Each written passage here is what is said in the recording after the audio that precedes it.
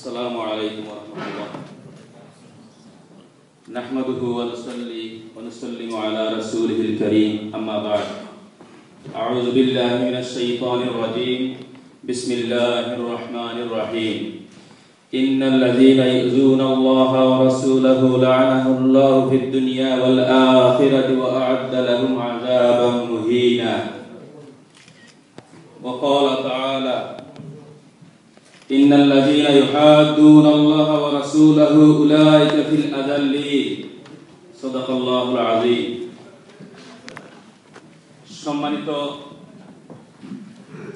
সম্মিলিত উলামা পরিষদ greater Manchester এর সম্মানিত সভাপতি, আজকের সভার সভাপতি,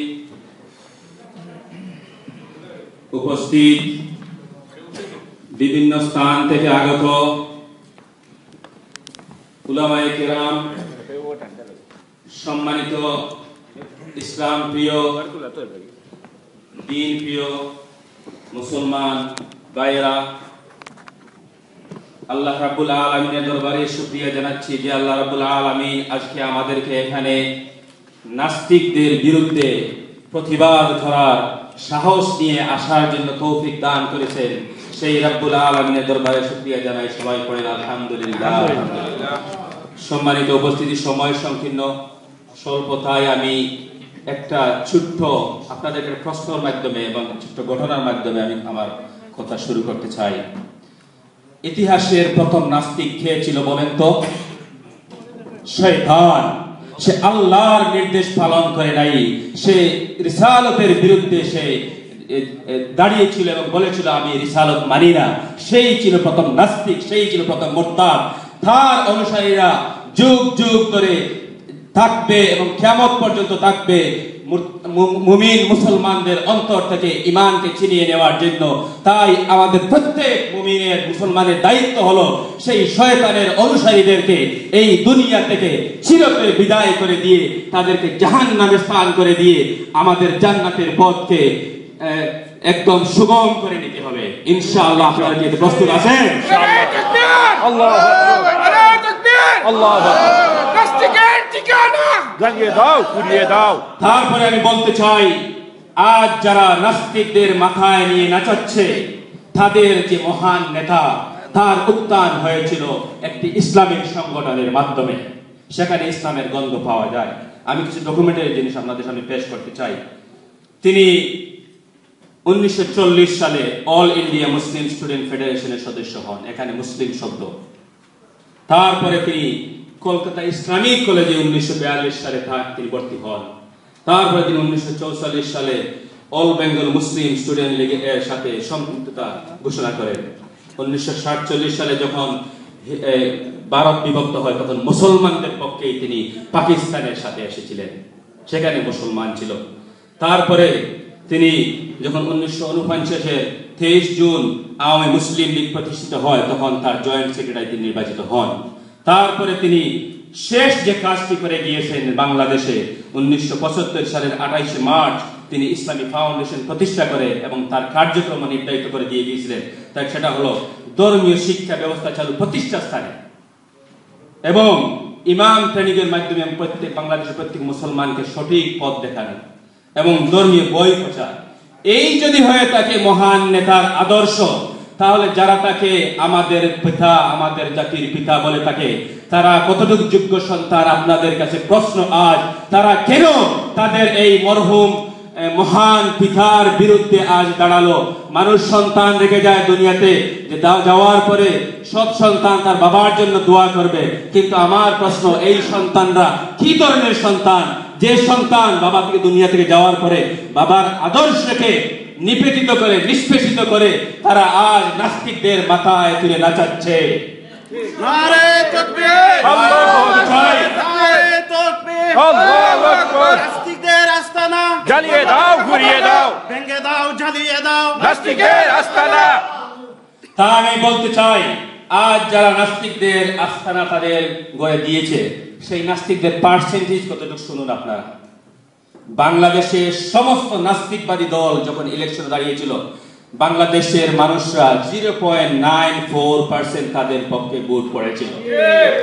এই 16 কোটি মুসলমানের বাংলাদেশে 0.94% পাওয়া ভোট যারা পেয়েছিল, সেই সব নাস্তিকেরা আজ আমাদের 16 কোটি মুসলমানদেরকে ডিঙ্গিয়ে তাদের মতবাদ প্রচার করতে চায়। এই দুঃসাহস যখন তারা দেখিয়েছে, তাদেরকে আমাদেরকে উৎখাত করতেই হবে ইনশাআল্লাহ।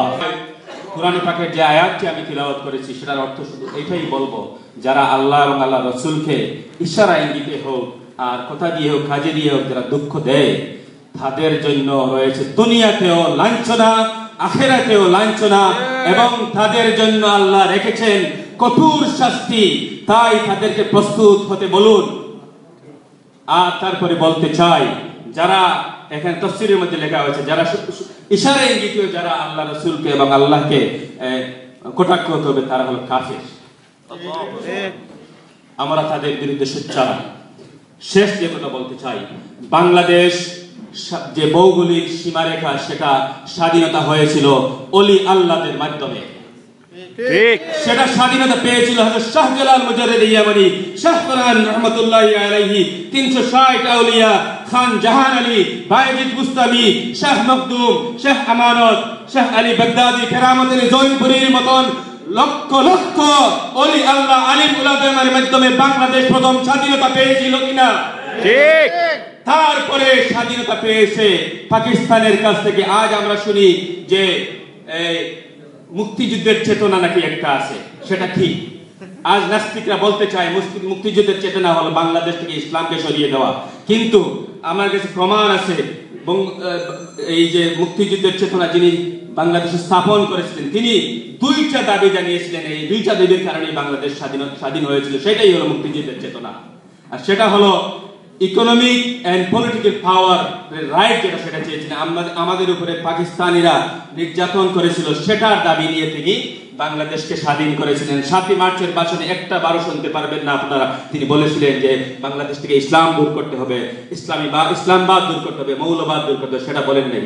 নির্যাতনের বিরুদ্ধে তিনি, নিপীড়নের বিরুদ্ধে তিনি বাংলাদেশকে স্বাধীন করেছিলেন। আজ যারা নাস্তিকবাদী বলতে চায় যে আমরা বাংলাদেশকে থেকে ইসলাম দূর না করলে মুক্তিযুদ্ধের চেতনা প্রতিষ্ঠিত হবে না, তাদেরকে আমরা বলে দিতে চাই, তোমাদের মা বাবারা সত্যি মুসলমান ছিলেন, সুন্দর করে নাম রেখেছেন হাসান, সুন্দর করে নাম রেখেছেন রাশেদ, সুন্দর করে নাম রেখেছেন জাফর, এইসব নাম রেখেছেন এই কারণেই তারা মুসলমান ছিলেন। আজ তোমরা সবুজের নাস্তিকেরা, তোমাদেরকে আমরা বলতে চাই, বাংলাদেশের আলিম উলামারা এক হয়ে গেছে, আর বলে বসে থাকার সময় নয়, এক হয়ে গেছে। তোমাদেরকে আমরা বলতে চাই, তোমরা যদি স্বেচ্ছায় দেশ ত্যাগ না করো, তাহলে এই আলিম উলামারা, এই ওলি আল্লাহর বংশধরেরা তোমাদেরকে বাংলাদেশ থেকে বিতাড়িত করবে ইনশাআল্লাহ।